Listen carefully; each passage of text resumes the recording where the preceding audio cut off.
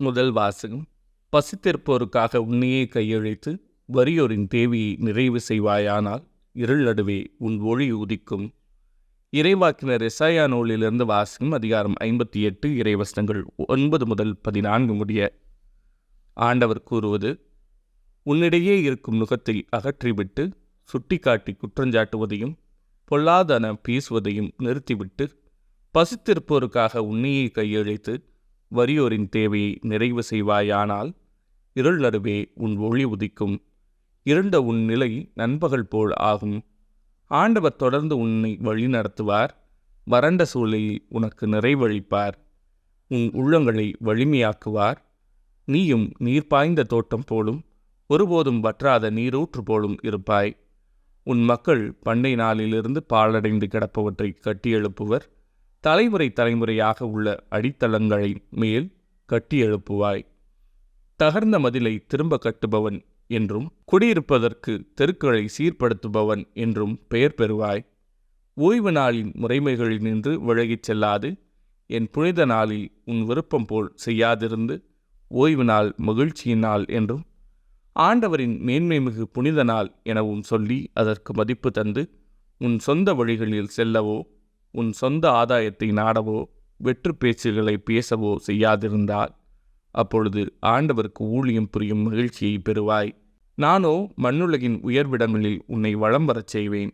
உன் மூதாதையாகிய யாக்கோபின் உரிமை சொத்தின் மூலம் உனக்கு உணவளிப்பேன்.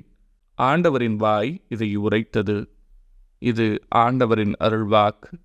இறைவா, உமக்கு நன்றி. பதிலுரை பாடல். ஆண்டவரே, உமது வழியை எனக்கு கற்பியும். ஆண்டவரே, எனக்கு செவிசாய்த்து பதிலளியும். ஏனெனில் நான் எளியவன், வறியவன். என் உயிரை காத்தருளும், ஏனெனில் நான் உன்மீது பற்றுடையவன். உன் ஊழியனை காத்தருளும், நீரே என் கடவுள். நான் உன்மீது நம்பிக்கை கொண்டுள்ளேன். ஆண்டவரே, உமது வழியை எனக்கு கற்பியும். என் தலைவரே, என்மேல் இரக்கமாயிரும். ஏனெனில் நாள் முழுவதும் உம்மை நோக்கி மன்றாடுகின்றேன். அடியானின் மனத்தை மகிழச் செய்யும். என் தலைவரே, உம்மை நோக்கி என் உள்ளத்தை உயர்த்துகின்றேன். ஆண்டவரே, உமது வழியை எனக்கு கற்பியும். ஏனெனில் என் தலைவரே, நீர் நல்லவர், மன்னிப்பவர், உம்மை நோக்கி மன்றாடும் அனைவருக்கும் பேரன்பு காட்டுபவர். ஆண்டவரே, என் வேண்டுதலுக்கு செவிகொடும்.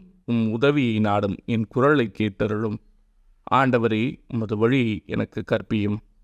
நற்செய்தி வாசகம். நேர்மையாளர்களை அல்ல, பாவிகளையே மனம் மாற அழைக்க வந்தேன். லூக்கா எழுதிய தூய நற்செய்தியிலிருந்து வாசகம். அதிகாரம் 5 இறைவசனங்கள் 27 முதல் 32 முடிய. அக்காலத்தில் இயேசு சுங்கச்சாவடியில் அமர்ந்திருந்த லேவி என்னும் பெயருடைய வரிதண்டுபவர் ஒருவரை கண்டார். அவரிடம், என்னை பின்பற்றி வா என்றார்.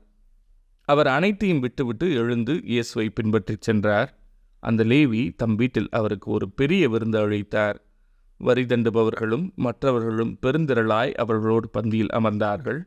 பரிசேயர்களும் அவர்களைச் சேர்ந்த மறைநூல் அறிஞர்களும் முணுமுணுத்து இயேசுவின் சீடரிடம், வரி தண்டுபவர்களோடும் பாவிகளோடும் சேர்ந்து நீங்கள் உண்பதும் குடிப்பதும் ஏன் என்று கேட்டனர். இயேசு அவர்களுக்கு மறுமொழியாக, நோயற்றவருக்கு அல்ல, நோயுற்றவருக்கே மருத்துவர் தேவை. நேர்மையாளர்களை அல்ல, பாவிகளையே மனம் மாற அழைக்க வந்தேன் என்றார். இது ஆண்டவரின் அருள்வாக்கு.